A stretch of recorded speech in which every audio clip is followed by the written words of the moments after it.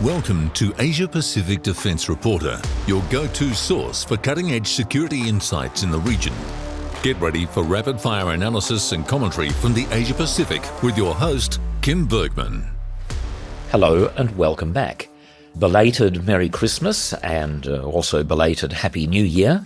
And I'll start with an apology. I returned from Japan on December 21st and hoped to get this podcast out before Christmas, but not realizing that the production company we use had already closed for the break.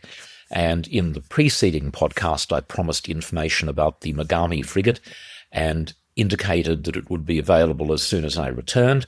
So for any people sitting on the edge of your seats expecting that, I'm sorry that didn't happen. However, I did put a detailed article online at the end of December, and I encourage anyone interested in C3000, the General Purpose Frigate Goat Rodeo, to read it. It contains quite a lot of detail. That's courtesy of helpful people in Japan.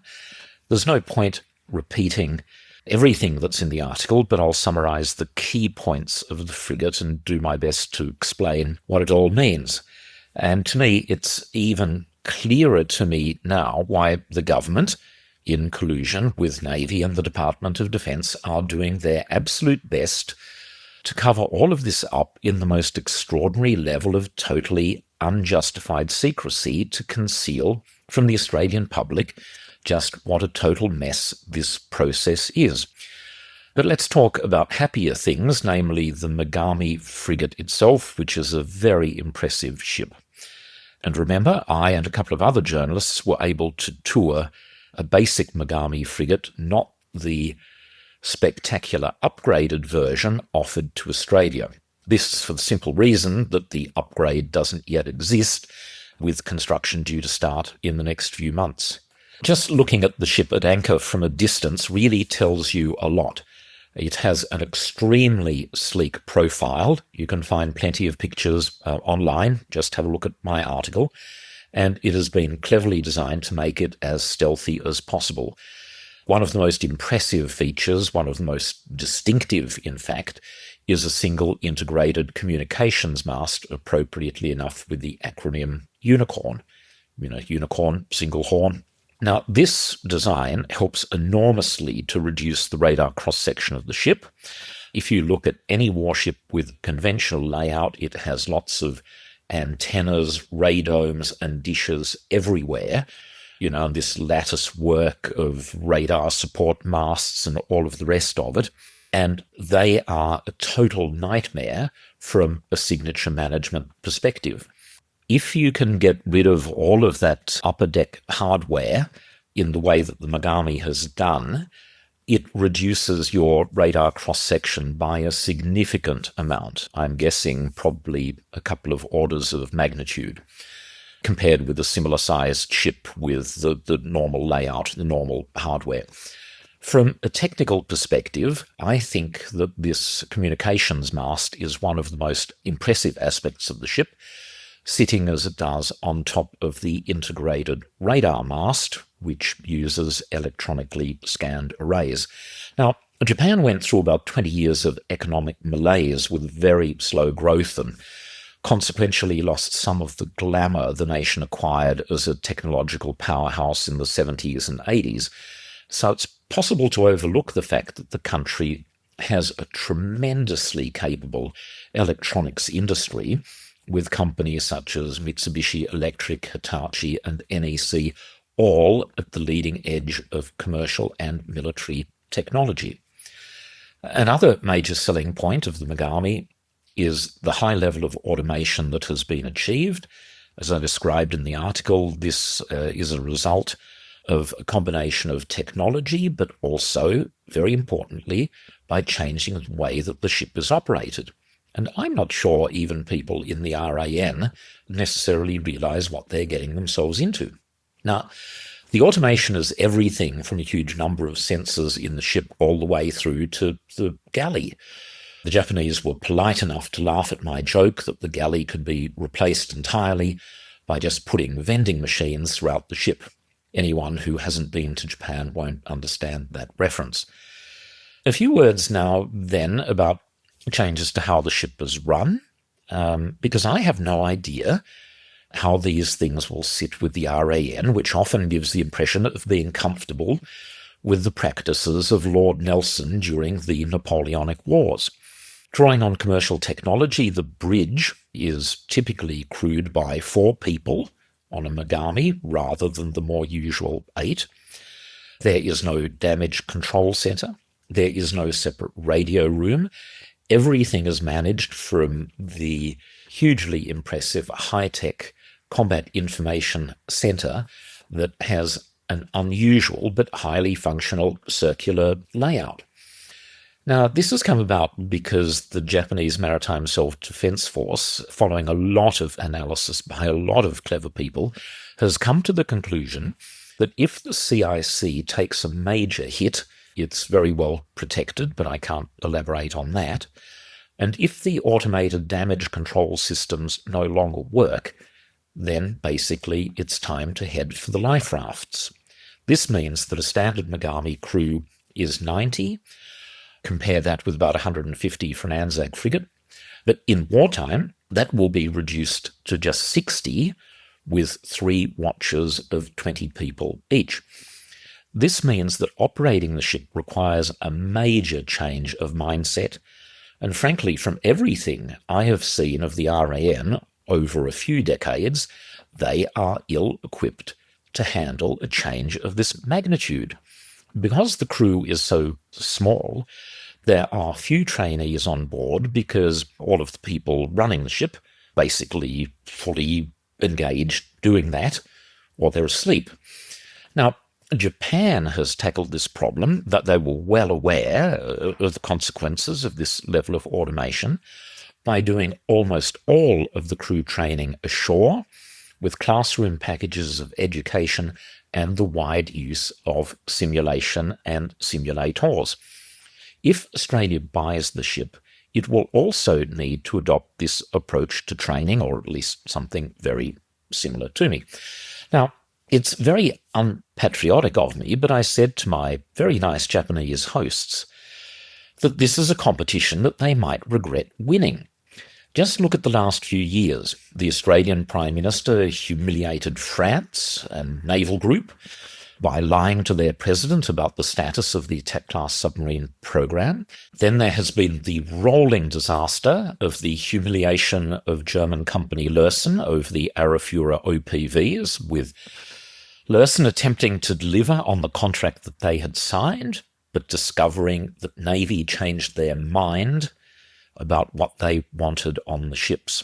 After that, the abrupt cancellation of C-1905, leaving companies like Saab, Sonatec Atlas, Exile, and dozens of suppliers and subcontractors financially stranded high and dry.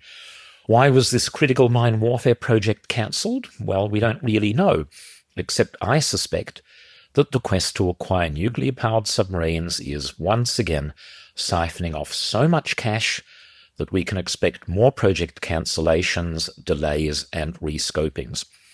So I said to the Japanese, imagine this. After the election, there's a new minister. Let's also say that the next chief of navy, or the one after that, says, I don't believe in all this automation, and also ships must have their own radio room. So go back and redesign everything. Of course, the spineless minions in Navy and Defence will obey, and the equally spineless politicians will just sign off on the decision because they neither know nor care enough about the portfolio to take a serious interest in what is going on. Now, on that theme of the defence culture, something that I've spoken about frequently, and with particular reference to the RAN, I had a brief conversation in a social setting with a well-placed officer, and I was shocked, and this is a couple of weeks ago, and again, my objective in these podcasts is never to personalize it. It's never about settling scores. It's trying to explain how the system works, or rather, in many cases, how it does not work. And he made a couple of comments about C3000 that absolutely made my blood boil. When I raised the topic of the Saab 9LV combat management system and why it hadn't been mandated for C3000, he repeated the common line that there isn't time to include it. Well, I pushed back and said, look, the combat management system itself is just a bunch of computers, and the slow part are all of the sensor interfaces that you have to work on. But I said there seemed to me to be no reason why it couldn't be done. Look, he immediately backpedaled and gave me the very firm impression that no one had ever pushed back with an alternate scenario. This is precisely the problem that I have been going on about. There is so much unquestioning groupthink in the RAN that what has probably happened is that a single uniformed person has said a couple of years ago, there's no time to fit 9LV, and all of the others just nod their heads, and it becomes an established fact in inverted commas, with zero actual analysis.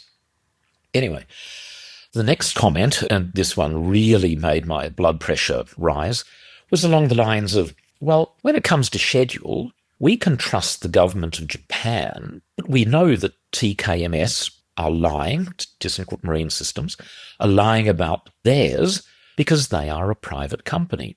I'm not making this up. And it's utterly outrageous. I used to work for ThyssenKrupp Marine Systems. I pointed out that the defence world is made up of private companies such as Lockheed Martin and BAE Systems, and they don't lie about schedule. When you sign this thing called a contract, there's a delivery schedule with contractual penalties if you fail to meet it.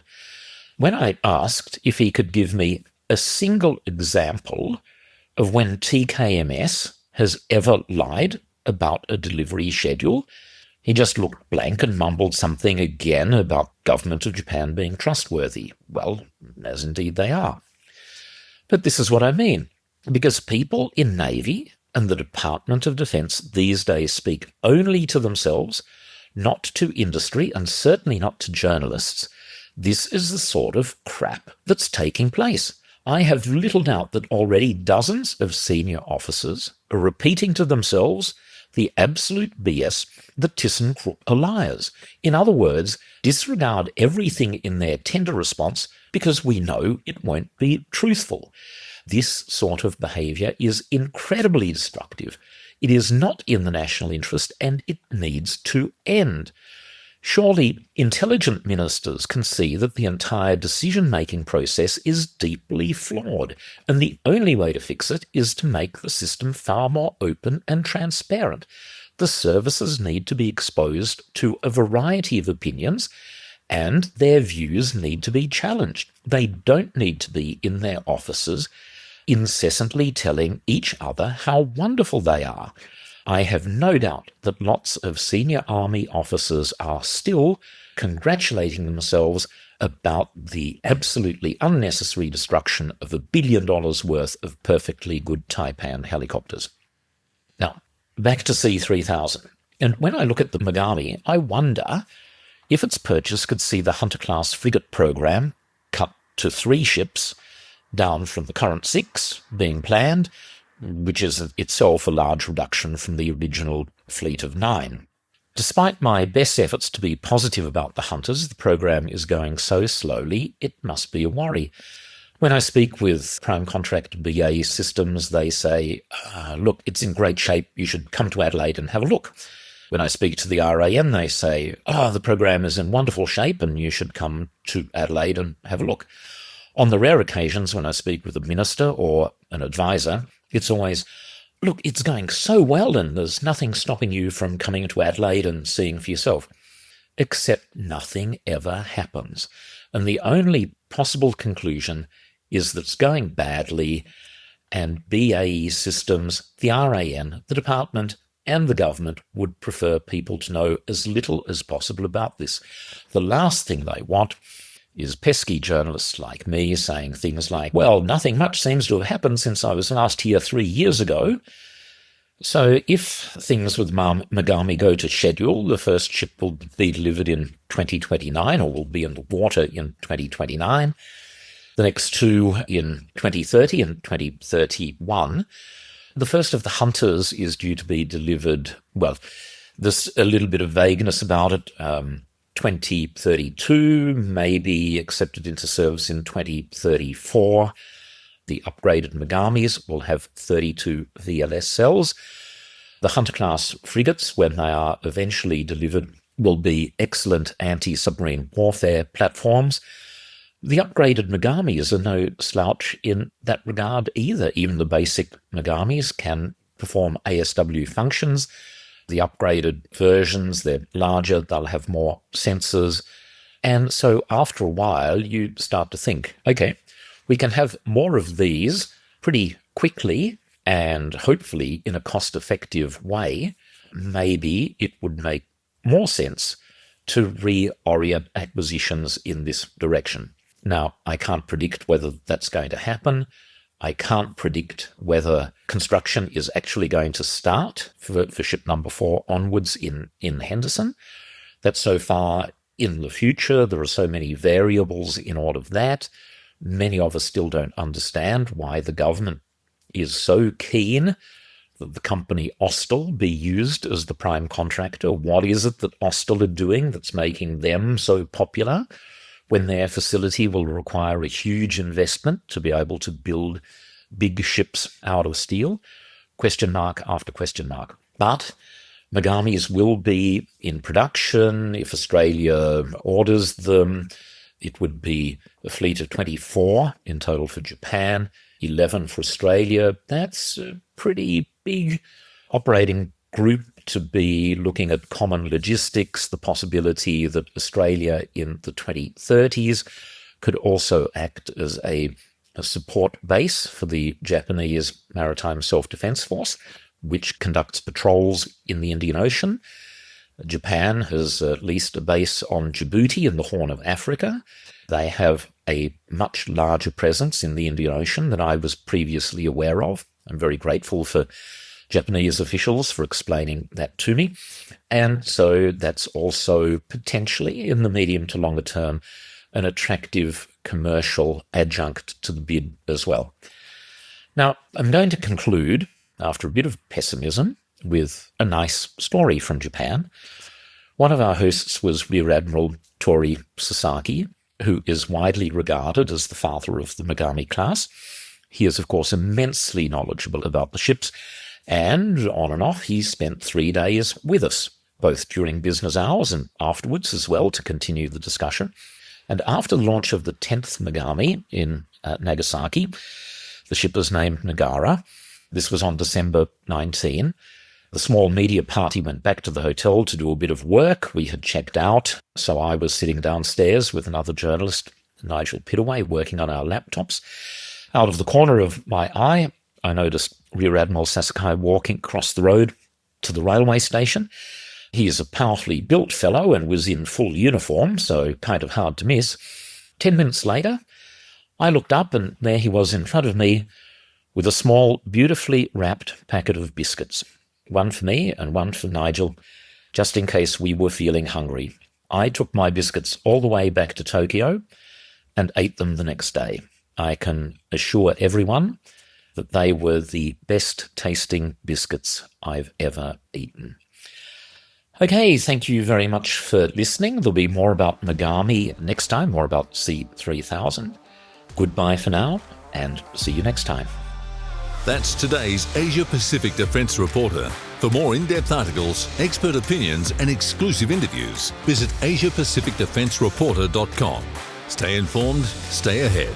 This is your source for all things defence. Until next time.